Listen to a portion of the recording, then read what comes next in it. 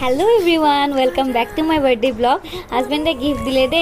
agote dise mane tekete surprise bila bostu tu nai dibo surprise dibo lage je ekuna jane ekane gift tu dekhai dilu apnalokolo sador mekhela jo simple chai anise nije je upojeji anise aru chocolate eta loise de aru dairy milk dutao anisile aru hetu logot dekhwa nohol kintu khar samoy he monot porile he karone next dina moruge street jar pra roll order dise moi iman bhal pa street jar roll he karone tekete order di pelai di pothakil dinote aru তার নামঘর খৰাই এখন দিছে নামটো শুনকচোন নাগাৰা বজাইছে বাবুদুই